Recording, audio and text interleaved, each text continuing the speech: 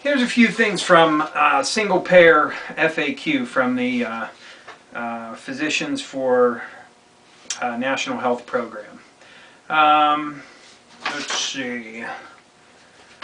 One thing that I mentioned before, won't this result in rationing like in Canada? The U.S. already rations care. Rationing in U.S. healthcare is based on income. If you can afford care, you get it. If you can't, you don't. A recent study by the prestigious Institute of Medicine found that 18,000 Americans die every year because they don't have health insurance. Many more skip treatments that their insurance company refuses to cover. That's rationing. Other countries do not ration in this way. If there is this much rationing, why don't we hear about it?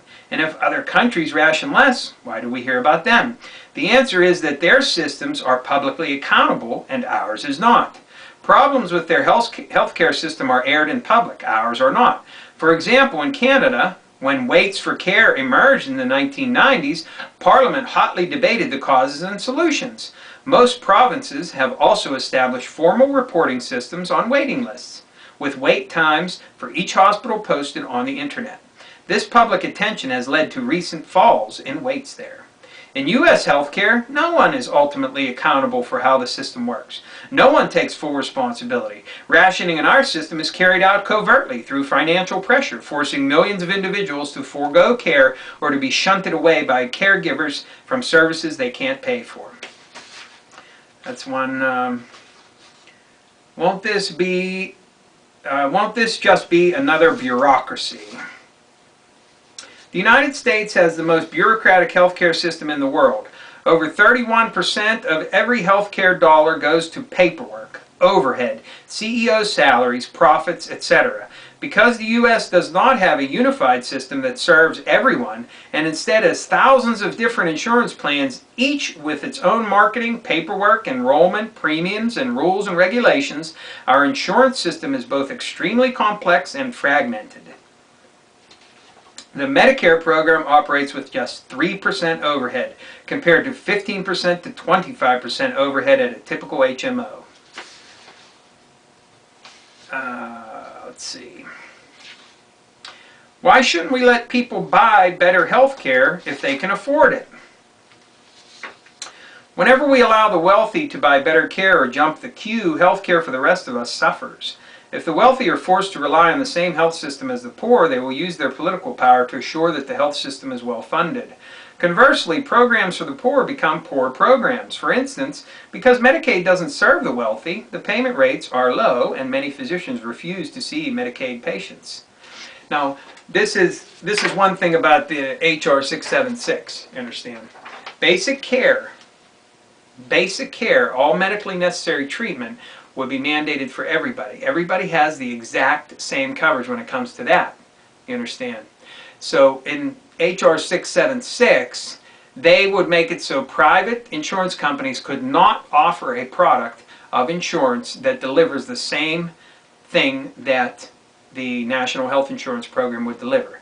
In other words, the wealthy could not get a private policy underneath this HR 676. Okay? Now, of course, that may be subject to change. But if they wanted to get access to, insurance that would provide non-medically necessary care, that is like plastic surgery or anything else that they wanted, in addition to what they get from the government, that would be a separate thing. But as far as basic care goes, they would have the same service. And I agree with this 100%.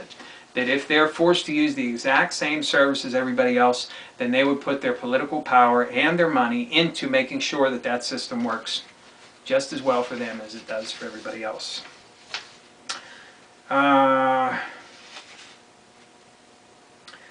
Let's see.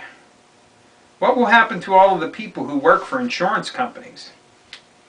The new system will still need some people to administer claims. Administration will shrink, however, eliminating the need for many insurance workers as well as administrative staff in hospitals, clinics, and nursing homes. More healthcare providers, especially in the fields of long-term care, home health care, and public health, will be needed, and many insurance clerks can be retrained to enter these fields. Many people now working in the insurance industry are, in fact, already health professionals, e.g. nurses, who will be able to find work in the healthcare field again. But many insurance and health administrative workers will need a job retraining and replacement program. Now, one thing that's interesting about that is that in HR 676, they have a provision that would give priority to people who are put out of work as a result of this for jobs within the new system. So I think that's a good thing as well.